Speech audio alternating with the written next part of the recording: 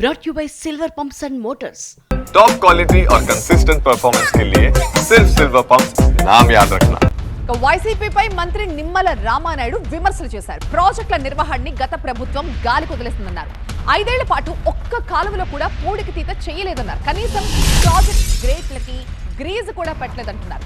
గుండ్లకమ్మ పులిచింతల గేట్లు కొట్టుకుపోయినా కూడా గత ప్రభుత్వం అసలు దాని వైపు కన్నెత్తి కూడా చూడలేదు అంటున్నారు మంత్రి.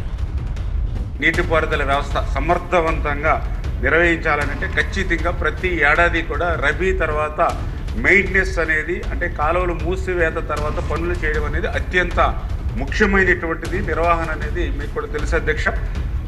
దురదృష్టం ఏంటంటే గత 5 సంవత్సరాల పరిపాలనలో ఈ యొక్క మెయింటెనెన్స్ నిర్వహణ అనేది గాలి కుదిరేయడం వల్ల మరి యొక్క పరిపాలన అనేది విధ్వంసానికి గురవడం వల్ల వచ్చిన నష్టం ఏంటో ఇప్పుడే మీరు చెప్పారు. ఉదాహరణకి మీ నియోజకవర్గం ఇక్కడ కూడా ఒక డ్రైన్లో కానీ ఒక కాలువలో కానీ ఒక రిజర్వాయర్లో కానీ ఒక చెరువులో కానీ ఒక తట్ట మట్టి కూడా ఎక్కడ తీనిటువంటి పరిస్థితి దుస్థితి అధ్యక్ష.